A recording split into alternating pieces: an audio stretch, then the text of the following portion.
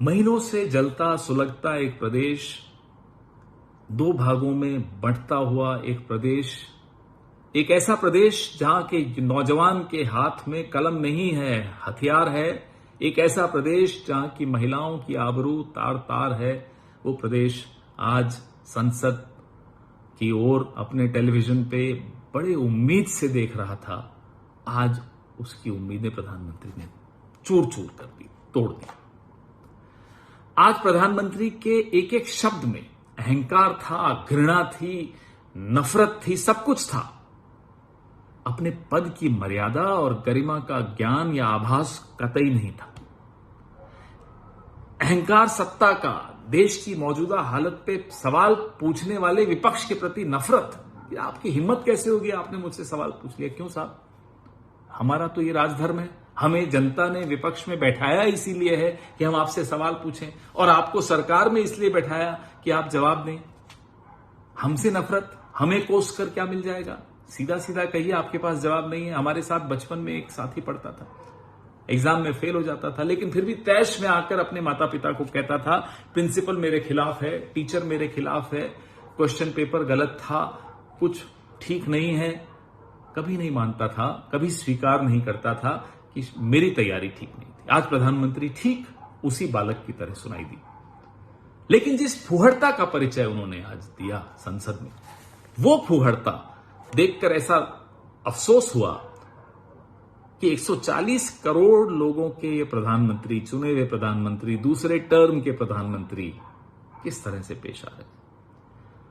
अफसोस इस बात का भी हुआ कि मणिपुर में बैठा हुआ वो कारगिल का वीर जवान, जिसकी पत्नी को निर्वस्त्र करके घुमाया गया मणिपुर की सड़कों पर, वो भी ये डिबेट वो देख रहा होगा, पार्लियामेंट की डिबेट। उसके दिल पर क्या गुजरी होगी, मणिपुर के लोगों के दिल पर क्या गुजरी होगी। ये शोभा देता है। ये प्रधानमंत्री का भाषण था। यह भाषण न मणिपुर के लिए था, न देश की जनता के लिए था। यह भाषण हार की कगार पर खड़ी हुई, टूट चुकी अपनी सेना का मनोबल बढ़ाने भर के लिए था। और अक्सर इतिहास में ये उदाहरण आपको मिलेंगे कि जब भी एक तानाशाह हार की कगार पे खड़ा होता है, वो ज्यादा आक्रामक दिखाई देता है। जब रशिया की आर्मी, सोवियत संघ की आर्मी बर्लिन में भीतर आ चुकी थी, तब भी हिटलर का प्रचार तंत्र रेडियो के माध्यम से जर्मनी की जनता को जोश दिला रहा था कि साहब हम युद्ध जीत चुके हैं। इतिहास में आपको मालूम है उसके बाद क्या हुआ। आज का भाषण प्रधानमंत्री का ठीक उसी तानाशाह जैसा। झूठ प्रधानमंत्री बोले, संसद के भीतर खड़े होकर बोले, तो बहुत अफसोस होता है। एक झूठ ऐसा जो इस देश के एक शहीद प्रधानमंत्री के विषय में आज दूसरी बार दोहराया जा रहा है। पहली बार इन्होंने 2019 की एक चुनाव की रैली में कहा था। उस झूठ को उस वक्त के flag officer commanding in chief southern naval command के एडमिरल रामदास ने उसी वक्त 9 मई 2019 को नकार दिया था, साबित कर दिया था कि प्रधानमंत्री झूठे हैं। लेकिन आज वो झूठ संसद में फिर दोहराया गया। दूसरा झूठ, मिजोरम में आईआईएमसी बनाया। अरे आपने नहीं बनाया, 2011 में उद्घाटन हो गया था उसका, यूपीए की सरकार थी। फला आइलैंड श्रीलंका को दे दिया। सिक्किम का विलय किसने कराया नहीं बताएंगे। बांग्लादेश किसने आजाद कराया नहीं बताएंगे। प्रधानमंत्री हो, पूरे देश के प्रधानमंत्री हो, व्हाट्सएप का ज्ञान मत बांटा करिए आकर संसद में। लोग हंसते हैं, पूरा विश्व हंस रहा है अब आप पर। आप अपने आप को मूर्ख बनाते रहिए कि साहब मैं जब बोलता हूं पूरा विश्व कुछ नहीं सुनता आपकी बात।